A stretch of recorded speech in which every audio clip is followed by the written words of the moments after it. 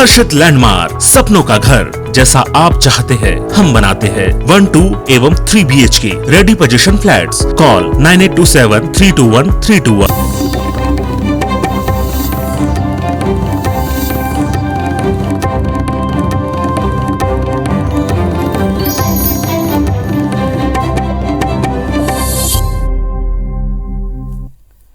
नमस्कार, स्वागत है आप सबका। मैं पुनीत पाठक और दिन भर की मध्य प्रदेश की बड़ी खबरें विस्तार से देखते हैं। शुरुआत एक अहम खबर के साथ। जबलपुर से खबर। मध्य प्रदेश मेडिकल विश्वविद्यालय में फर्जीवाड़ा का मामला है। जांच कमेटी को हाई कोर्ट ने नकार दिया। एडीएम की अध्यक्षता में गठित हुई थी एक कमेटी। जांच कमेटी ऐसी हो जो विश्वसनीय दिखे, ये हाई कोर्ट का कहना है। 5 सदस्यीय कमेटी गठित करें, हाई कोर्ट का निर्देश है। रिटायर्ड जज की अध्यक्षता में कमेटी को बनाएं। कमेटी में साइबर एक्सपर्ट, डीआईजी रैंक के अधिकारी हों। जांच कमेटी 1 महीने के भीतर अपनी रिपोर्ट दे। तो हाई कोर्ट ने उस कमेटी को खारिज कर दिया जो गठित की गई थी और निर्देश दिया है कमेटी बनाने का। मेडिकल विश्वविद्यालय में फर्जीवाड़े का मामला है। जांच कमेटी को हाई कोर्ट ने खारिज किया, नकारा। एडीएम की अध्यक्षता में कमेटी बनाई गई थी, लेकिन हाई कोर्ट का कहना है कि ऐसी कमेटी हो जिस पर विश्वास हो। 5 सदस्यीय कमेटी गठित करें जिसमें एक रिटायर्ड जज हों, उनकी अध्यक्षता में कमेटी बनाएं और कमेटी में साइबर एक्सपर्ट, डीआईजी रैंक के अफसर हों और 1 महीने के भीतर ये कमेटी अपनी रिपोर्ट दे। और विजेंद्र पांडे जबलपुर से हमारे साथ में जुड़ गए हैं। जी विजेंद्र, बताएं। आपको जानकारी होगी कि जिस तरह से मध्य प्रदेश की इकलौती मेडिकल यूनिवर्सिटी जबलपुर में स्थित है और यहाँ पर छात्रों को परीक्षा में पास फेल करने का एक बड़ा गोरखधंधा उजागर हुआ था और साथ ही साथ घपले घोटालों का भी मामला उजागर हुआ था। इस मामले में जबलपुर के अखिलेश त्रिपाठी सहित कई लोगों ने जनहित याचिकाएं हाई कोर्ट में दायर की थी और कोर्ट ने इससे पहले राज्य सरकार से पूछा था कि आखिर वो इतने बड़े घोटाले को लेकर क्या जांच कर रही है।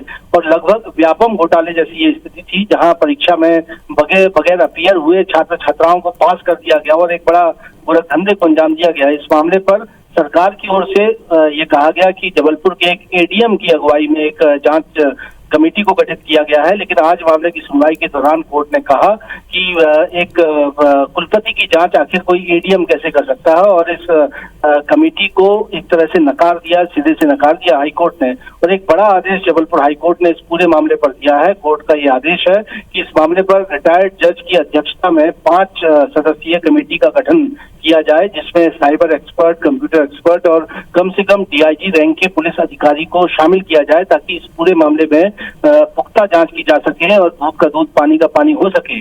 कोर्ट ने रिटायर्ड जज की अध्यक्षता में कमेटी गठित करने का आदेश दिया है और साथ ही साथ ये कहा है कि 1 हफ्ते के भीतर ये कमेटी गठित हो जाना चाहिए और इस कमेटी की रिपोर्ट 1 माह के भीतर यानी 30 दिनों के भीतर कोर्ट में पेश की जाएगी, जिसके बाद आगे ये कार्रवाई इस मामले पर करने की बात कोर्ट की ओर से की गई है।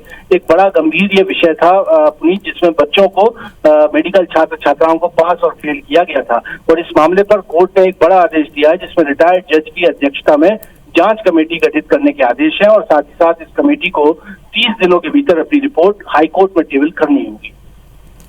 शुक्रिया आपका इस पूरी जानकारी के लिए। तो एडीएम की अध्यक्षता में बनी कमेटी नामंजूर हो गई है और एक कमेटी बनानी है 5 सदस्यों की जिसमें एक जज होना चाहिए, रिटायर्ड जज, और साथ ही साथ किस रैंक के कितने अधिकारी हों, इन सब को लेकर हाईकोर्ट ने निर्देशित किया है। और इस महीने के आखिर में वोटिंग होनी उपचुनाव को लेकर, तो उपचुनाव से जुड़ी कुछ अहम खबरें।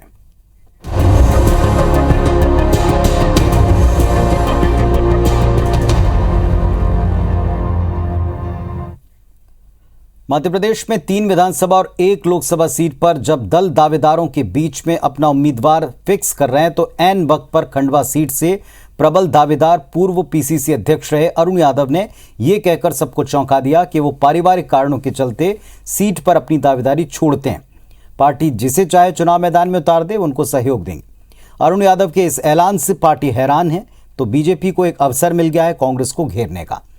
आखिर ऐसा क्या हुआ कि बीते महीनों से अपने इलाके में सक्रिय रहे अरुण यादव ने यूं अचानक से अपनी दावेदारी छोड़ी? इसको लेकर तरह तरह की अटकलें।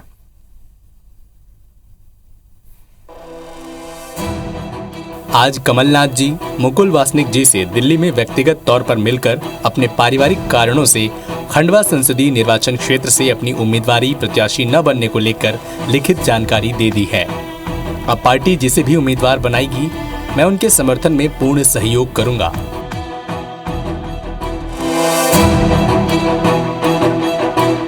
मध्य प्रदेश में होने वाले उपचुनाव को लेकर कांग्रेस और बीजेपी में प्रत्याशियों के नाम के मंथन के बीच सियासी तूफान आना शुरू हो गया है।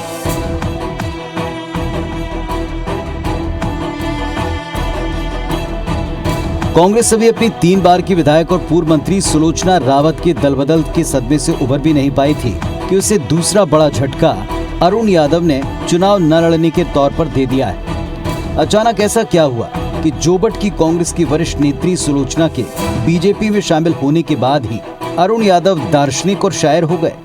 चुनाव नहीं लड़ने की घोषणा से पहले अरुण यादव ने शायराना अंदाज में अपनी मंशा जाहिर कर दी।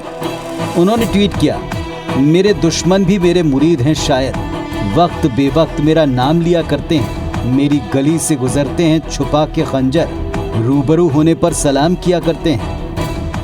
मैंने अपनी उम्मीदवारी मेरे निजी कारणों की वजह से, पारिवारिक कारणों की वजह से विड्रॉ की है। मुझे सदैव सभी नेताओं का, अध्यक्ष जी का और वरिष्ठ नेताओं को आशीर्वाद प्राप्त हुआ, मेरे परिवार को प्राप्त हुआ है। अरुण यादव का ये ट्वीट खंडवा लोकसभा उपचुनाव के उम्मीदवारी से पहले आया। वे इस उपचुनाव को लेकर इतने उत्साहित थे कि दिल्ली में राहुल गांधी से मुलाकात हो या फिर इस बीच लगातार क्षेत्र में सक्रियता, वे हर बार चुनावी तैयारियों की जमावट में पूरे लाव लश्कर के साथ जुटे दिखाई पड़े। लेकिन अब उनके ऐलान के बाद कांग्रेसी हैरान हैं।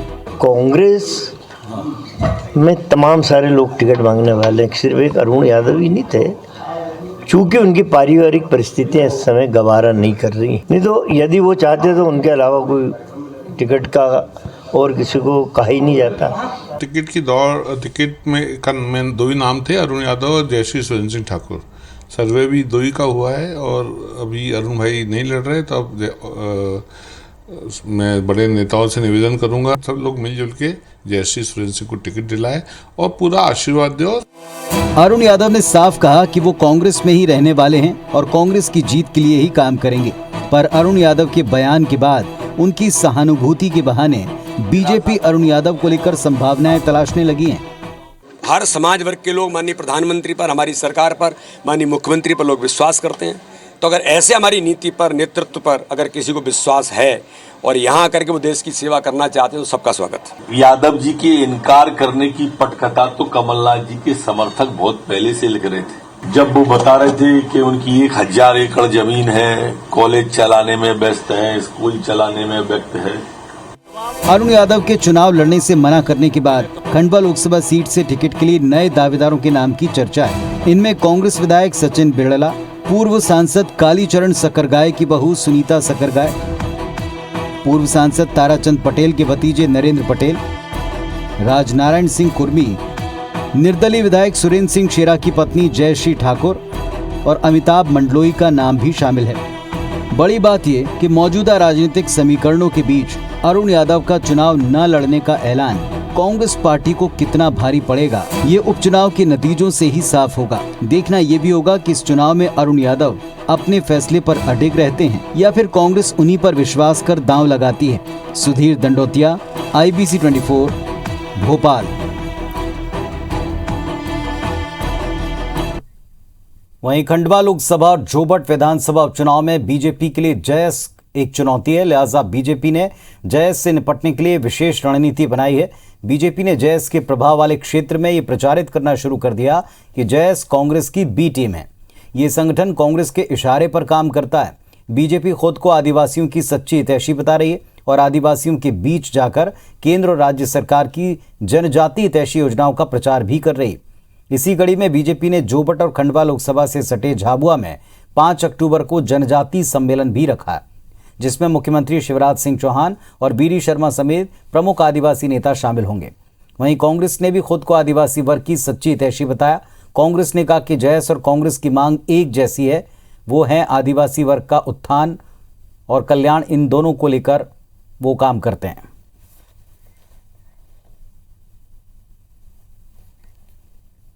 जयेश कांग्रेस के द्वारा चल रही है और जयेश कांग्रेस के लिए काम कर रहा है। जयेश कुछ नहीं है। हीरा लाला कौन थे? जयेश के नाम पर आए और कांग्रेस के विधायक बन गए। जयेश की आदिवासियों के लिए जो मांगे हैं वही कमलनाथ जी ने हमने पूरी की हैं, क्योंकि जो आदिवासी चाहता है वही जयेश चाहता है और वही कांग्रेस चाहता है।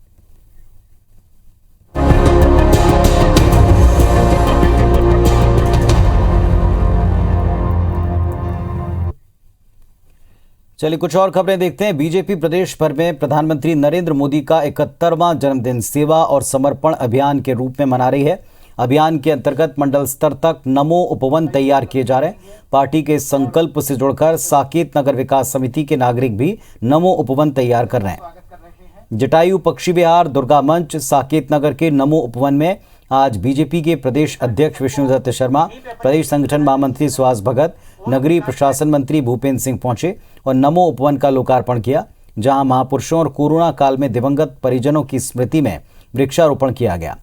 नगरीय प्रशासन मंत्री भूपेंद्र सिंह ने मंच से ऐलान किया कि आज से ही अधिकारियों को निर्देश दे दिए गए हैं कि नमो उपवन को विकसित किया जाए। इस उपवन में जो भी काम होना है वो सभी काम हम लोग स्वीकृत करते हैं और सभी काम तत्काल प्रारंभ हो जाएंगे और एक सुंदर उपवन यहाँ पर ये बनेगा।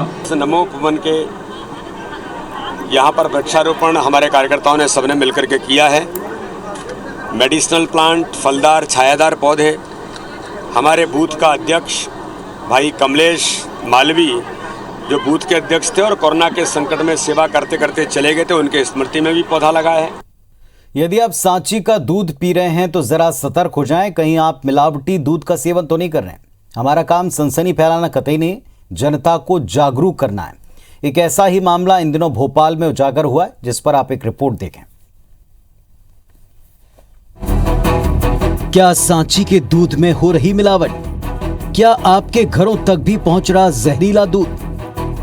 इस बात का जिक्र हम इसलिए कर रहे हैं क्योंकि अधिकारियों को जो शिकायतें मिल रही हैं, उस पे मिलावट की भी बात सामने आई है। भोपाल दुग्ध संघ के टैंकर चालकों और अफसरों की मिलीभगत से लोगों की सेहत से खिलवाड़ के आरोप लग रहे हैं। जनता की सेहत से खिलवाड़ कर दूध माफिया 50 लाख तक कमाते हैं। ये बात उस वक्त सामने आई जब विदिशा के रहने वाले प्रकाश राजपूत ने रिश्वतखोरी की शिकायत लोकायुक्त से की थी। आवेदक द्वारा ये बात संज्ञान में लाई गई है। 10 से 15 हज़ार रुपये महीने की मांग की जा रही थी कि हम आपको लॉन्ग रूट पे रूट नंबर 23 और 28 पे टैंकर चलाने के एवज में 10-15 हज़ार रुपये महीने देने पड़ेंगे आपको, तब हम आपको इस टैंकर पे ड्यूटी लगाएंगे। तो एवरेज कम दिखा के डीजल और जल का काम कर रहे हैं और जो दूध में मिलावट कर रहे हैं उसकी अलग से जांच की जा रही है। टैंकर चालक प्रकाश की शिकायत के बाद 30 सितंबर को लोकायुक्त पुलिस ने आशीष पटेल और नानू के खिलाफ केस दर्ज किया। शिकायतकर्ता ने टीआई वीके सिंह को बताया कि लंबी दूरी की ड्यूटी के लिए अफसर 15 से 20 हजार रुपए की रिश्वत हर महीने लेते हैं। ये रकम टैंकर चालक नानू के माध्यम से गैरेज मैनेजर आशीष पटेल वसूलता है। टैंकर चालक प्रकाश ने बताया कि बिना जांच के वैसे तो कोई टैंकर को एंट्री नहीं मिलती, लेकिन मिलावटी दूध के टैंकर बड़ी आसानी से दुग्ध संघ में प्रवेश कर जाते हैं। साफ है, इस घोटाले में संघ के कर्मचारियों और अफसरों की भी मिलीभगत है। जांच पड़ताल में सामने आया कि ड्राइवर जब कोल्ड स्टोरेज से दूध लेकर वापस चलता है तो वो रास्ते में 200 से 250 लीटर दूध चोरी करता है। दूध की पूर्ति करने के लिए उसमें पानी या यूरिया मिला दिया जाता है। वहीं रास्ते में ड्राइवर टैंकर से डीजल चोरी कर बेच देते हैं, फिर ये पैसे अधिकारियों को पहुँचाए जाते हैं। गैरेज प्रभारी आशीष पटेल द्वारा मुझसे गाड़ी चलवाई गई, इसके बावजूद मुझसे पैसे मांगे गए। नानू ड्राइवर द्वारा गाड़ियाँ चलती हैं, सभी ड्राइवर द्वारा डीजल जो एवरेज कम दर्शाकर और जो हम लोगों से रास्ते में दिखवाकर वो पैसा इन्हें देना पड़ता था। भोपाल दुग्ध संघ में ये कोई नया मामला नहीं। करीब 2 साल पहले भी क्राइम ब्रांच ने एक टैंकर पकड़ा था, जिससे दूध चोरी कर उसमें यूरिया मिलाकर लोगों की सेहत को नुकसान पहुंचाया जा रहा था। एक बार फिर उसी तरह की घटना ने कई सवाल उठा दिए हैं। सरकार का यह सरकारी विभाग है जहां पर दूध पूरे जो मध्य प्रदेश राजधानी भोपाल है उसके आसपास के जिलों से यहाँ दूध लाया जाता है, लेकिन दूध में मिलावट की जाती है। यानी कि 1000 लीटर का जो दूध टैंकर है उसमें 200 लीटर पानी और 5000 जो लीटर दूध का टैंकर है उसमें करीब 500 लीटर पानी। एक दिन का जो करीबी का मुनाफा है वो करीब लाखों में जाता है। यहाँ पर जो ड्राइवर है वो ड्राइवर करीब जो है ड्राइवर की तनख्वाह जो है 10 से 12,000 रुपये, लेकिन वो घूस के तौर पर जो गैराज मैनेजर है या जो यहाँ के जो अफसर हैं उनको घूस के तौर पर करीब 20 से 25,000 रुपये प्रतिमाह देते हैं। यहाँ पर सरकार की कोई निगाह नहीं है, किसी ने कोई इस ओर ध्यान नहीं दिया। ये कार्रवाई, इस चीज़ का खुलासा जो है लोकायुक्त के ट्रैप वाली कार्रवाई में हुआ है। कैमरामैन अजय मालवी के साथ सत्येंद्र सिंह भदौरिया, IBC 24 भोपाल। इंदौर के लसूड़िया क्षेत्र में रहस्यमय ढंग से गायब टायर व्यापारी का जंगल में शव मिला। पूर्व नौकर और उसकी पत्नी ने मिलकर कारोबारी को मौत के घाट उतार दिया। पुलिस ने दोनों आरोपियों को गिरफ्तार कर लिया है। पूछताछ में आरोपियों ने जुर्म स्वीकार कर लिया। मृतक के नौकरानी से अवैध संबंध थे। पुलिस ने आसपास के इलाके में सीसीटीवी फुटेज खंगाला तो कारोबारी अशोक अपनी बाइक से पूर्व के नौकर और उसकी पत्नी के साथ जंगल में जाते दिखाई दिए। घटना के बाद से वो दोनों गायब थे और उनके फोन बंद थे। पुलिस ने दोनों को हिरासत में लेकर पूछताछ की तो मामले का खुलासा हुआ। बताया गया कि व्यापारी की गोली मारकर हत्या की गई। महिला का इसमें नंबर आया जो कि जिससे इनकी लगातार बात हो रही थी। मेरा इनसे मतलब संबंध था और इसके बाद ये बात मेरे पति को पता चल गई थी। इसके बाद फिर इन्होंने मुझे बुलवाया और अभी 25 तारीख को वही सिमरोल के जंगलों में मुझे ले गए थे जो है, और वहां पे मेरे साथ गलत काम किया और इसके बाद ये मुझे लगातार परेशान कर रहे थे, इसलिए जो है इनकी जो है हत्या करी है। इंदौर की लसूड़िया पुलिस ने 20 रुपए के पीछे हुई नाबालिग की हत्या का खुलासा करते हुए आरोपी को गिरफ्तार किया। एसपी ने गिरफ्तार करने वाले जवानों को 10,000 रुपए का इनाम देने की घोषणा की है। पुलिस पूछताछ में पता चला कि दोनों ही नाबालिगों की आपस में लड़ाई हुई थी। मृतक ने आरोपी युवक को चांटा मारा था और इसीलिए आरोपी ने चाकू मारकर उसकी हत्या कर दी। दोनों नाबालिग वाइटनर का नशा करने के आदी थे और 20 रुपए के विवाद के चलते चाकू मार दिया। पुलिस पूछताछ कर रही है, जिसमें आरोपी ने पुलिस पूछताछ में स्वीकार किया कि उसने चाकू डराने के लिए मारा था, लेकिन इसमें उसकी मौत हो गई।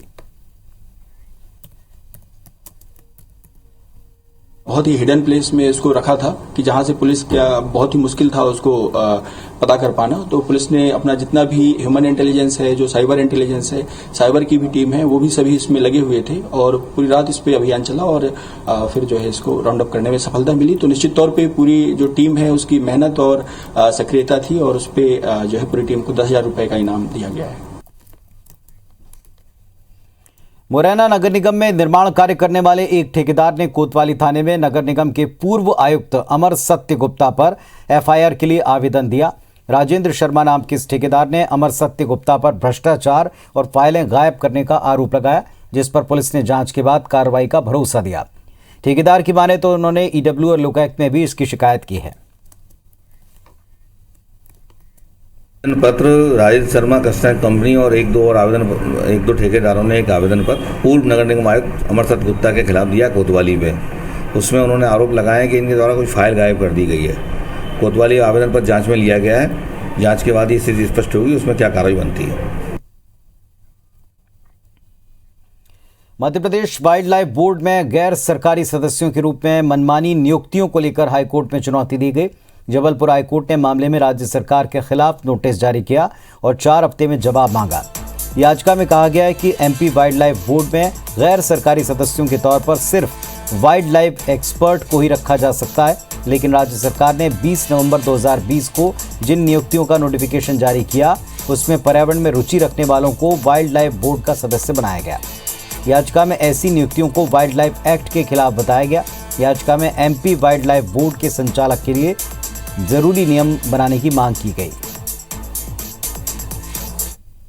Thereafter, this blunder has happened by constituting a wildlife board in which such persons have been included who have only shown some interest in wildlife. Therefore, the Honorable Court has said it. Reply be filed by the state within 4 weeks. Bhopal जिला bar association के चुनाव के लिए आज मतदान किया गया। Association में 4,000 अधिवक्ता पंजीकृत हैं। वोटिंग के लिए 150 से अधिक बूथ बनाए गए थे। मतदान परिसर में भारी संख्या में पुलिस बल तैनात रहा। जिला बार एसोसिएशन चुनाव के नतीजे 5 अक्टूबर को घोषित किए जाएंगे। पूरी चुनाव प्रक्रिया को सीसीटीवी कैमरे में कैद किया गया ताकि किसी भी तरह के विवाद या कमी का तत्काल निराकरण किया जा सके।